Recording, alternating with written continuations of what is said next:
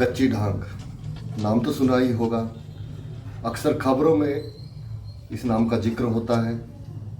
सिरमौर जिला में ये स्टेशन पड़ता है। नेशनल हाईवे 707 बद्रीपुर गुम्मा में सतौन के पास ये जगह है जो अक्सर जो सुर्खियों में रहती है सड़क धंसने के कारण।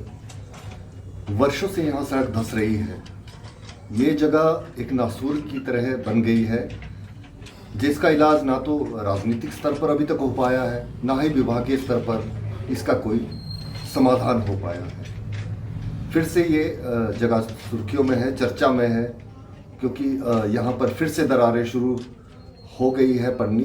क्यों आज तक भी यहाँ की जो गंभीर समस्या है उसका अस्थायी समाधान नहीं हो पाया है, ये हम आपको आज अपनी इस पोस्टमार्टम रिपोर्ट के माध्यम से बताएंगे।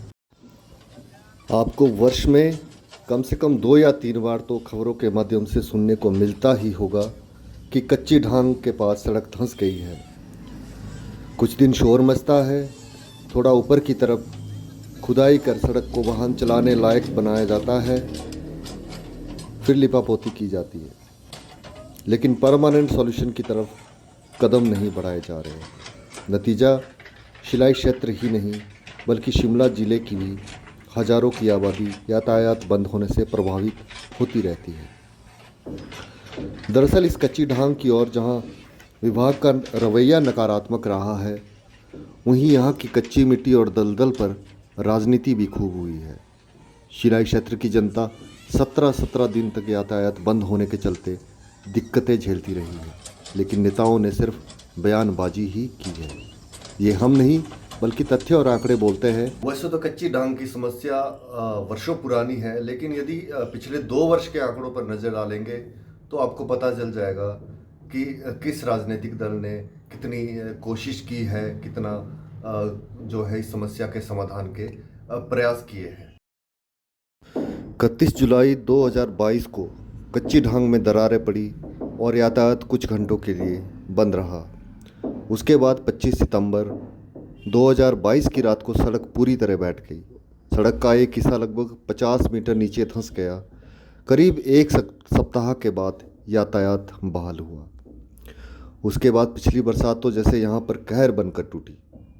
8 जुलाई 2023 को यहाँ पर फिर सड़क का नामो निशान मिट गया और इस बार लोगों की दिक्कत बड़ी थी। यातायात बहाल होने में 17 दिन लग गए। लोगों ने किस कंडीशन में आवागमन किया होगा ये तो वही जानते हैं। फिर आई नेताओं के वायदों की बारी। 12 अगस्त 2023 को पूर्व मुख्यमंत्री जयराम ठाकुर और सांसद सुरेश कश्यप सिरमौर पहुंचे और उन्होंने भी मौका देखा और केंद्र से मंत्री से इस मामले को उठाने की बात कही। सांसद सुरेश कश्यप ने तो मीडिया से इस बारे में बात भी की। सुनिए क्या कहा उस वक्त सांसद सुरेश कश्यप ने।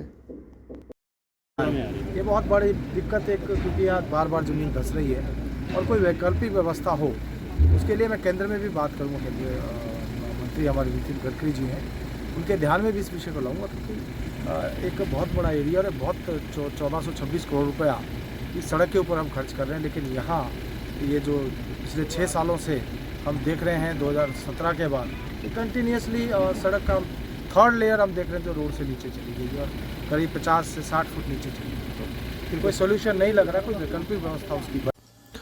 उसके बाद 18 अगस्त 2023 को सीएम सुखविंदर सिंह सुक्खू ने भी सिरमौर दौरे के दौरान कच्ची ढांग का निरीक्षण किया और यहाँ पर पुल बनाने की बात कही। उसके बाद 20 अगस्त 2023 को भाजपा के राष्ट्रीय अध्यक्ष जेपी नड्डा भी सिरमौर आए। वो भी कच्ची ढांग पहुंचे और सेंट्रल मिनिस्टर नितिन गडकरी से इस बात को उठाने का आश्वासन दिया।